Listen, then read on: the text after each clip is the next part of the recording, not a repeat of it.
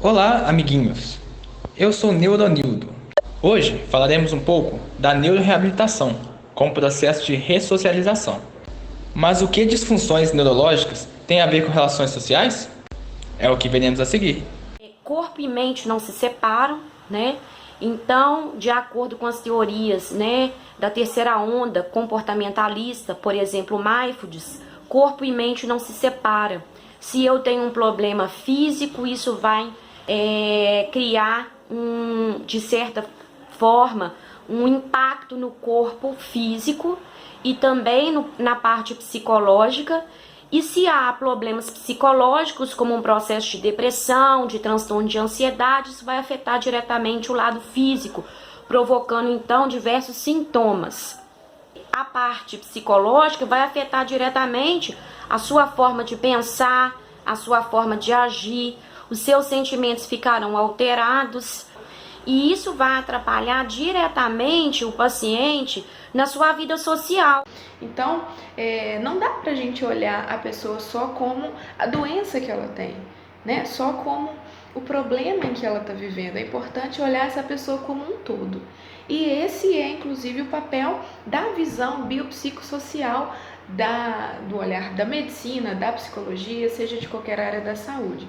Ela difere do modelo biomédico, que olha a pessoa somente como enxerga somente a doença da pessoa, né? É uma doença a ser tratada, e passa a enxergar a pessoa como um ser completo, porque ele tem uma vivência biológica com o seu corpo, uma vivência psicológica com todas as suas questões emocionais e uma vivência também social. Ele está inserido diante de uma sociedade.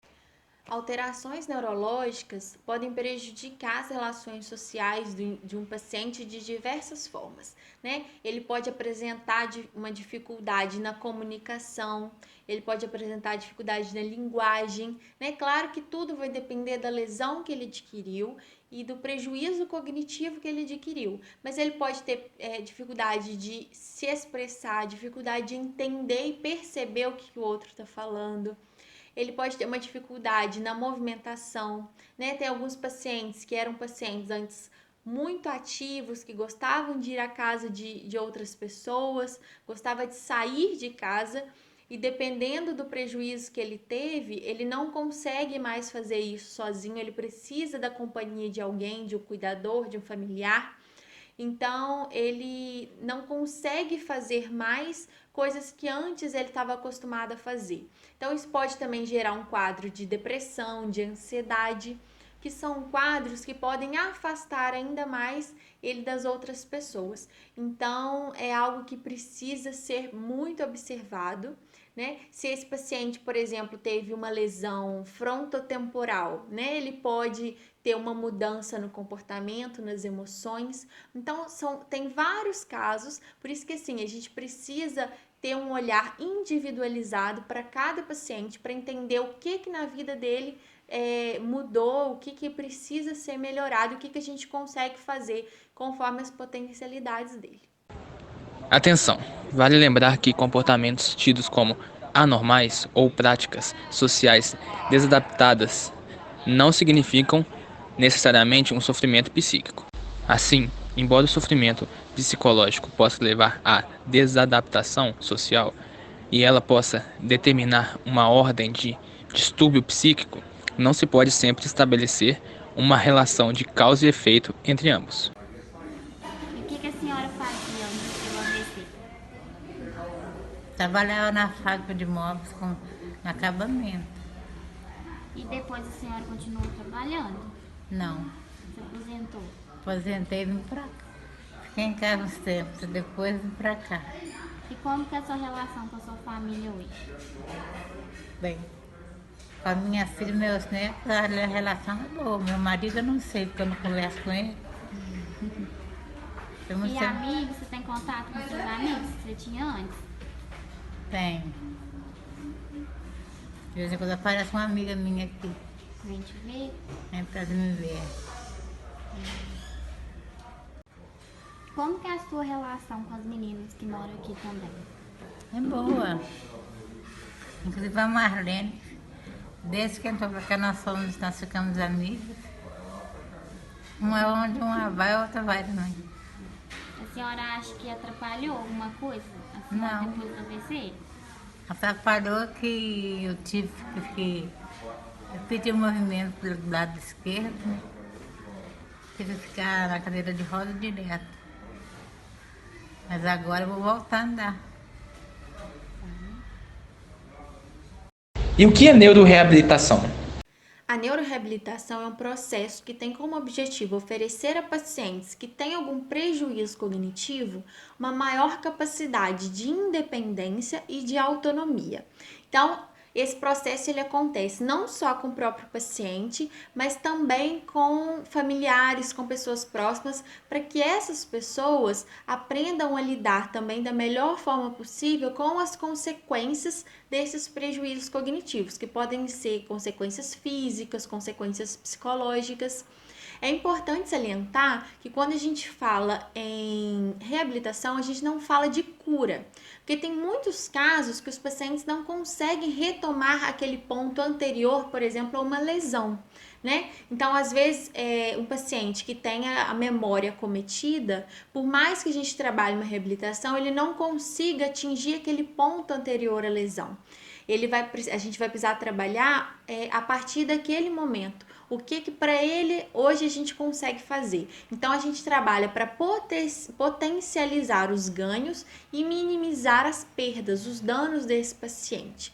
Muitas vezes, isso é importante deixar claro para o paciente, para o familiar, a gente não vai conseguir retomar o que era antes, mas a gente consegue ter um bom nível de autonomia a partir desse início de reabilitação. Tem alguns casos, por exemplo, que são casos de doenças genéticas.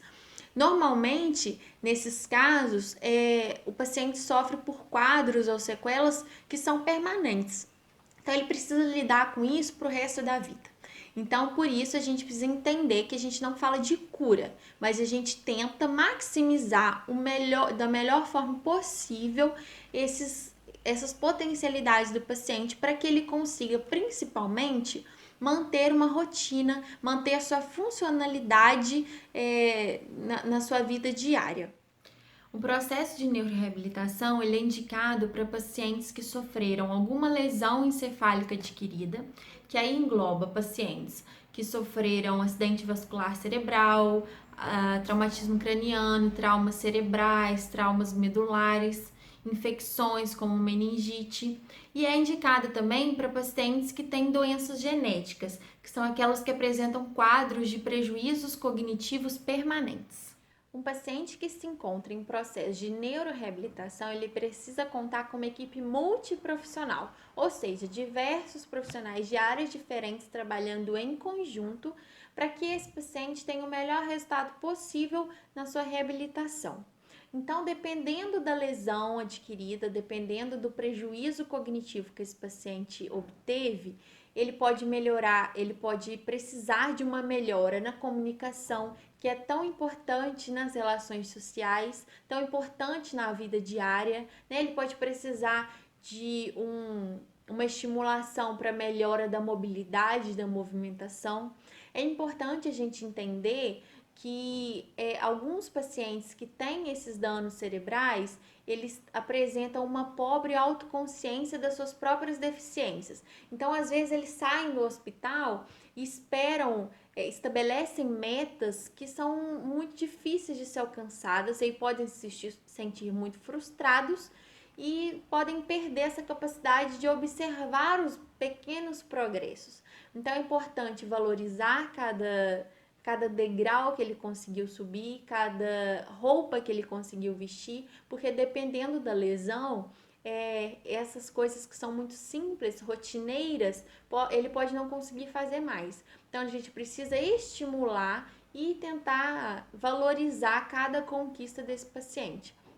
É preciso também trabalhar em conjunto com a família para que esse paciente mantenha as relações sociais dele, né? Para que ele consiga manter os contatos que ele tinha antes, apesar dos prejuízos cognitivos adquiridos. Então, se a gente consegue melhorar a linguagem, né, a comunicação, melhorando a mobilidade desse paciente, a percepção, a memória, o que a gente conseguir melhorar para ele no dia a dia, talvez as relações sociais dele também melhorem em conjunto, né? Ele pode conseguir ter uma autoconfiança melhor e aí, consequentemente, também ele consegue se relacionar de forma positiva com as outras pessoas. Estou perdido de amor, estou de mal com o mundo. Obsessão, amor de vagabundo. Mas não tem jeito, eu quero ter você.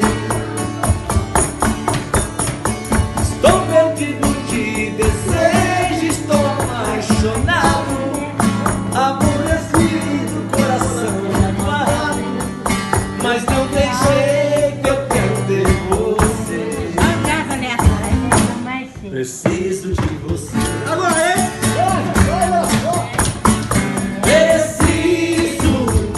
Preciso de você aqui.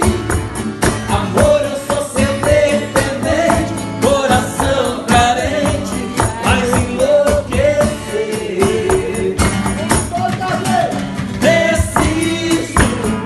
Preciso de você aqui. Sem teu amor do der saudade, mas minha vontade vem me dar prazer. Sem teu amor do der saudade, faz minha vontade vem me dar prazer.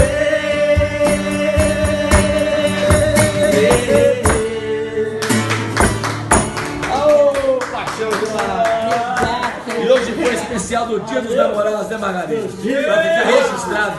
2019